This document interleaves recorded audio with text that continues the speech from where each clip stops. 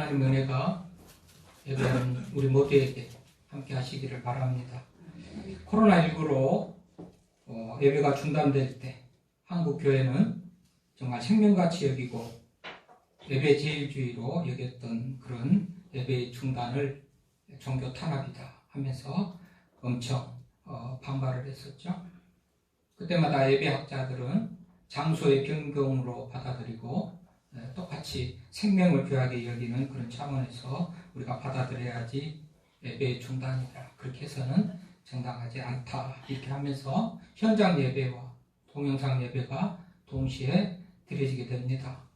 점점 심해질 때는 이제는 아예 예배 자체도 동영상으로만 드려라, 현장 예배를 못하게 했을 때 그때는 설교자, 기도자, 반주자, 영상 촬영자 서너 명 나와가지고 예배를 드리는 그런 사태까지 갔었습니다.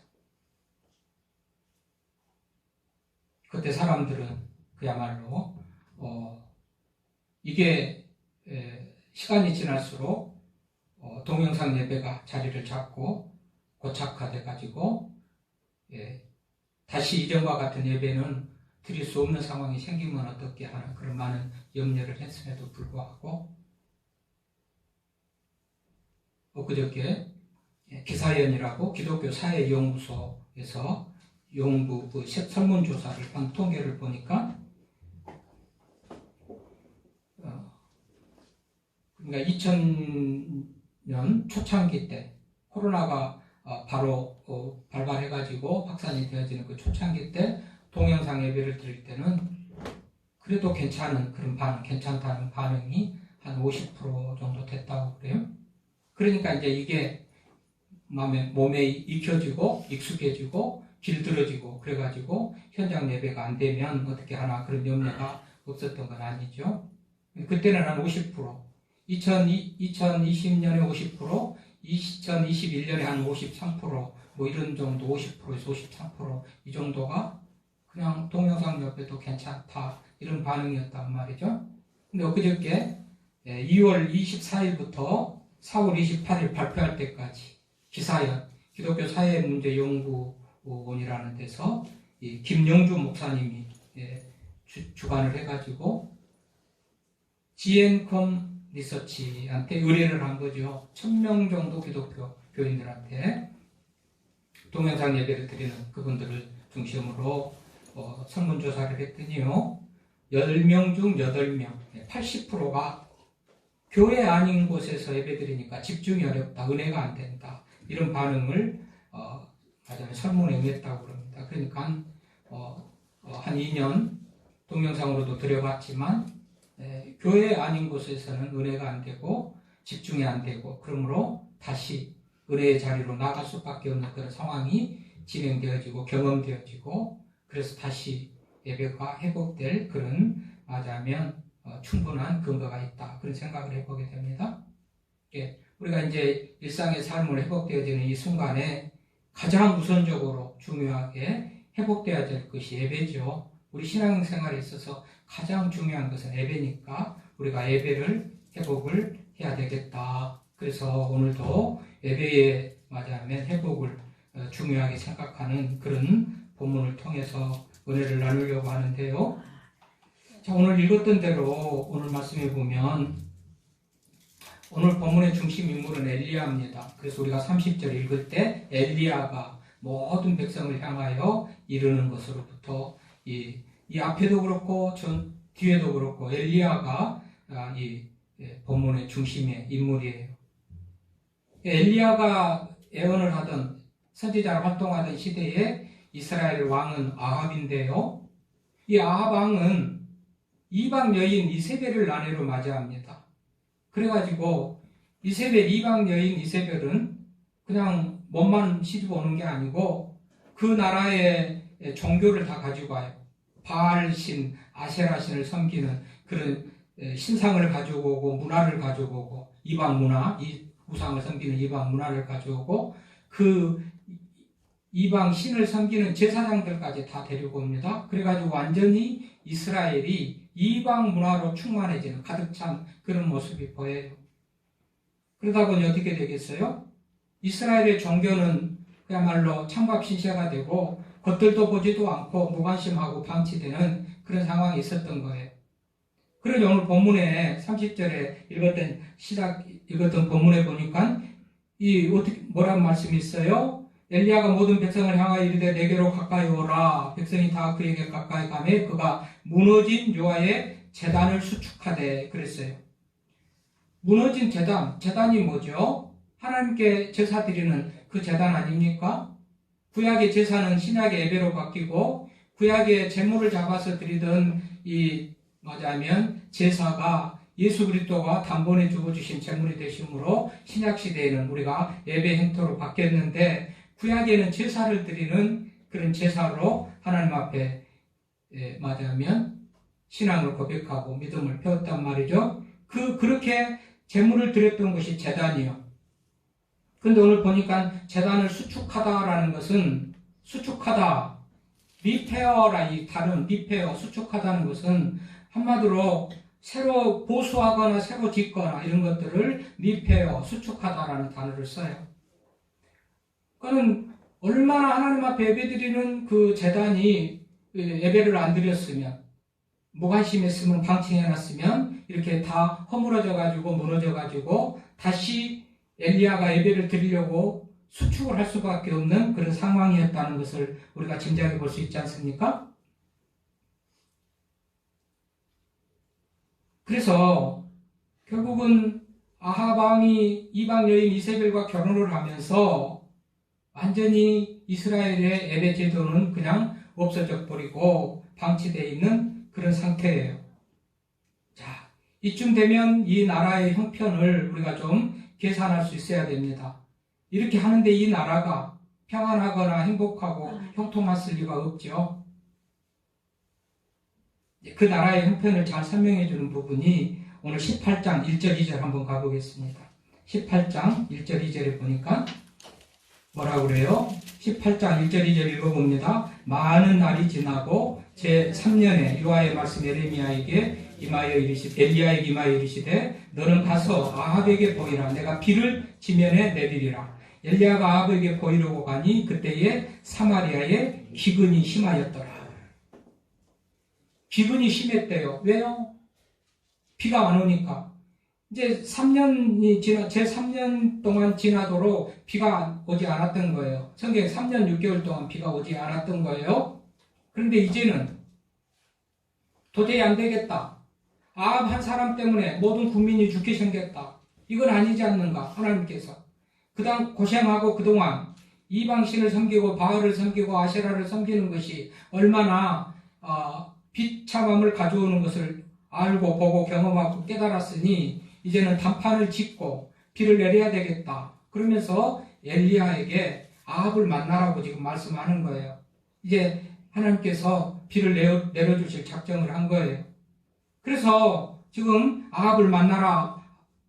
아합에게 보이러 가라 그러잖아요. 만나러 가라는 거예요. 그래서 이제 엘리야가 아합에게 보이려고 갔다. 1절에 2절에 지금 그래요. 가는 길에 국내 대신 오바다를 만나요. 3절에 그랬죠. 오바다가 아합과 엘리야 사이에 중재를 해가지고 만남의 장소를 마련해 주는 겁니다. 그래가지고 만나가지고 두 사람이 반응을 보십시오.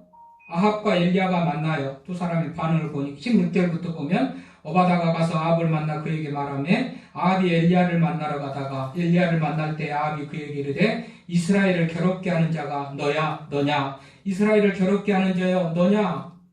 그럼 지금 이스라엘이 아까도 얘기했지만은 3년 6개월 동안 비가 오지 않아가지고 가뭄이 극심해가지고 기근이 심해 있는 상태니까 이것을 하나님의 사람 엘리야에게 책임을 전가하고 너 때문에 지금 우리가 이런 고통 당하는 거 아니냐 이런 말을 하는 거예요.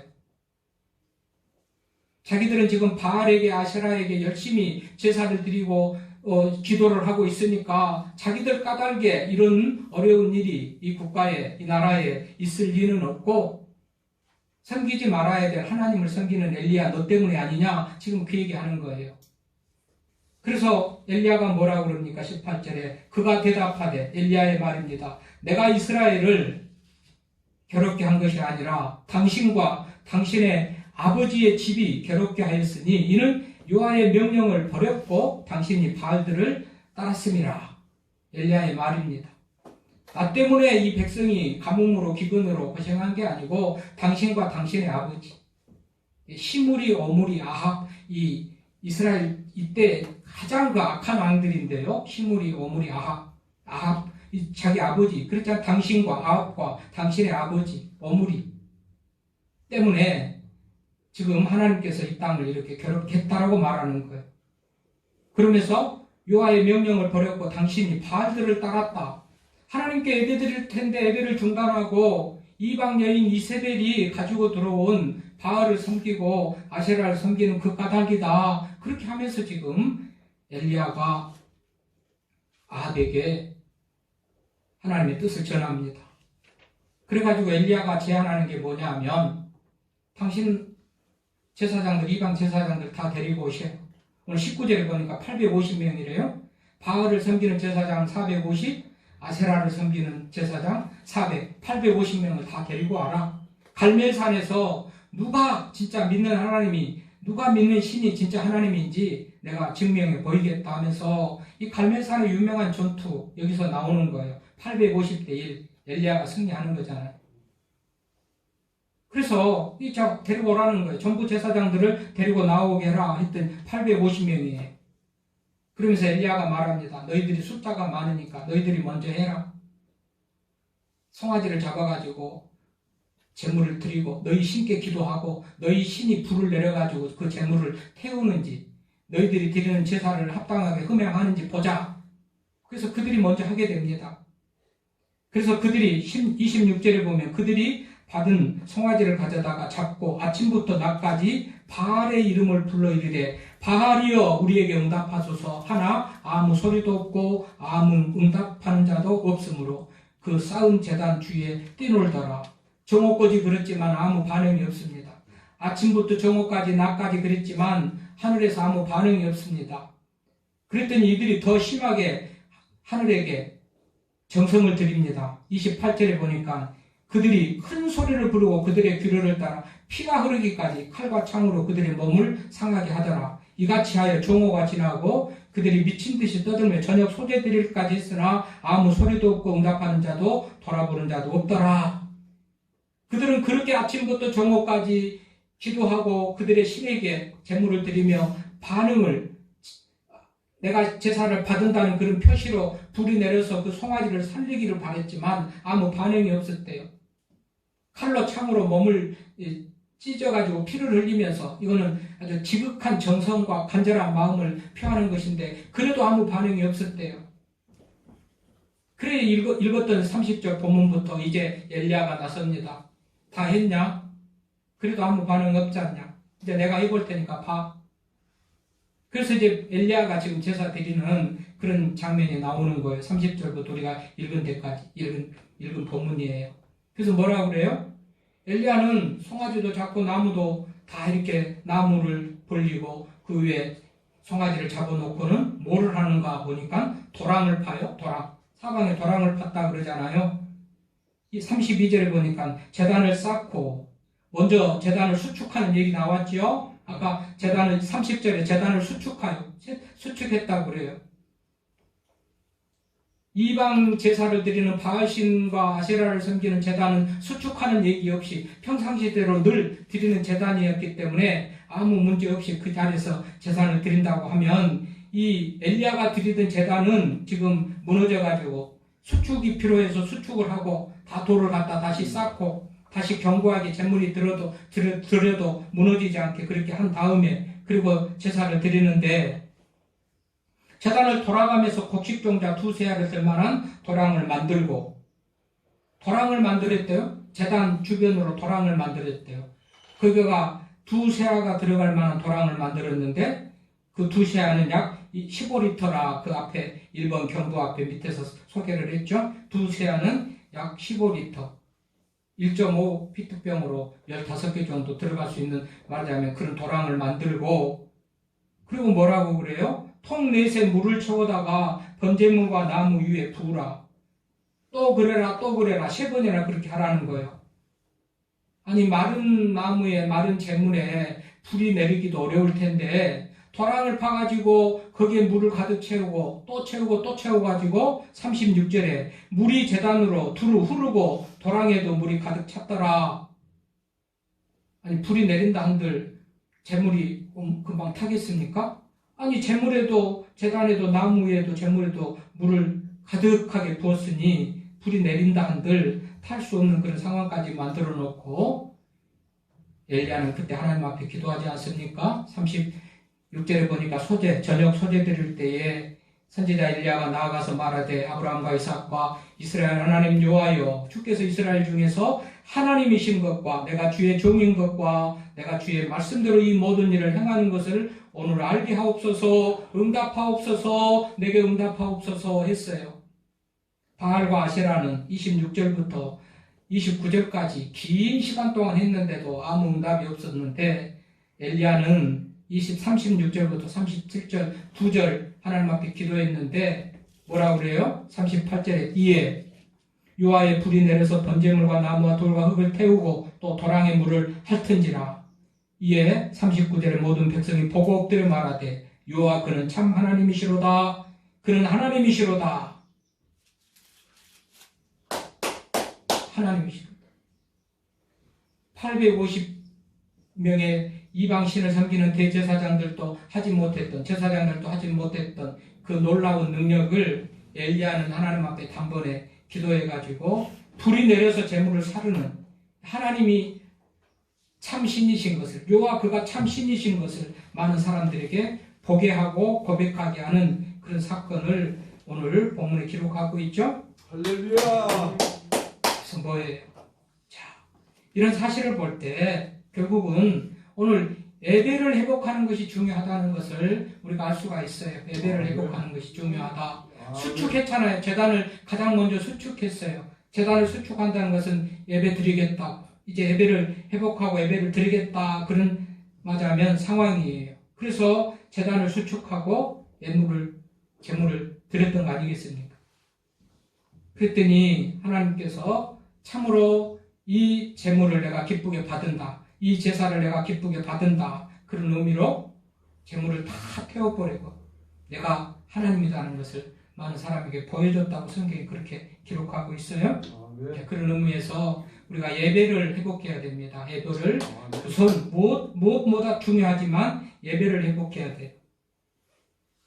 그래서 엘리야는 제단을 먼저 수축하고 제물을 드리고 그리고 제물을 다 드리고 그러고 나서 오늘 41절부터 보면 뭐 하는가? 기도를 하지 않습니까? 기도를 땅에 꿇어 엎드려 그의 얼굴을 무릎 사이에 넣고 42절에 보니까 기도를 합니다. 하나님 앞에 간절히 기도하는 거예요. 이 기도의 내용은 이거예요. 하나님이 이미 이제 아합에게 가라. 비를 내리겠다. 이게 그 하나님이 약속하신 것이 실현되도록 그 약속이 이루어지도록 실천되도록 하나님 이제 비를 내려 주십시오라고 기도를 하는 겁니다. 긴 시간 기도했다는 것을 알고 있습니다. 한 번 기도하고 종에게 가서 무슨 비가 올 기미가 있는가 봐라 했지만 없습니다. 그랬더니 7번까지 시킵니다. 또 가서 봐, 또 가서 봐. 바로 보냈겠습니까? 긴 시간 기도했겠죠. 한참을 기도하고 보냈고 한참을 기도하고 보냈고 그렇게 7번이나 갔다 왔는데 이제 44절에 보면 그때에 손바닥만 구름이 일어났는데 그것이 곧 큰 비가 돼서 쏟아진다고 45절에 말하고 있죠. 조금 후에 구름과 바람이 일어나서 하늘이 캄캄해지면서 큰 비가 내리는지라. 뭐죠? 지금 상황이 어떤 상황이었다고요? 3년 6개월 동안 가뭄으로 인하여서 기근이 극심했다고 18장 2절에 말했잖아요. 우리가 확인했잖아요. 그런 상황 속에서 예배를 회복하고 나니까 하나님께서 비를 내려주시는 거예요.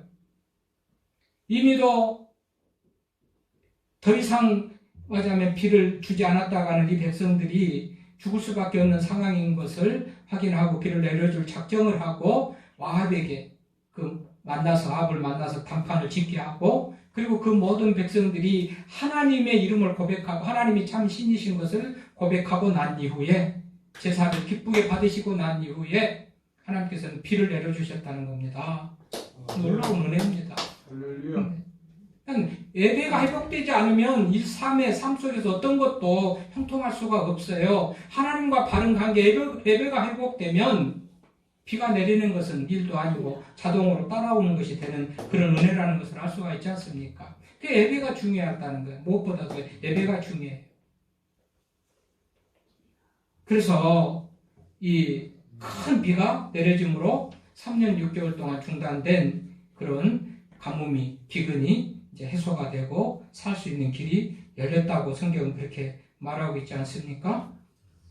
그런 의미에서 정말 우리가 국가적으로, 개인적으로 좀 어려운 상황 속에 있습니다. 코로나가 다 끝나고 이제 일상의 삶을 하고, 또 정부에서는 무슨 피해 보상을 해준다, 뭐 어쩐다 하지만은 또 얼마나 만족스러운 그런 수준이 되지는 못할 것이고, 어쨌든 상황이 회복되기까지 상당한 시간이 걸릴 거고, 모든 세계가 다 이런 상황 속에서 자국의 이익을 정말 찾기 위해서 또 힘없는 나라들은 어쨌든 이제 끌려갈 수밖에 없는 그런 상황이고, 북한은 북한대로 자기의 살 길을 또 위해서 여러 가지 수단 방법을 동원할 수도 있는 그런 상황이 생기고, 러시아와 우크라이나 전쟁이 언제 갈지도 모르고, 그래서 곡물이 지금 천정부지로 올라가고 유가가 지금 올라가고, 러시아나 우크라이나가 그 농지가 많아가지고 거기서 농산물이 많이 나오는데 그런 것들이 지금 묶여가지고 상당히 우리의 삶이 당분간 상당 기간 동안 어려운 그런 상황이 생길 가능성이 있는, 그런 생길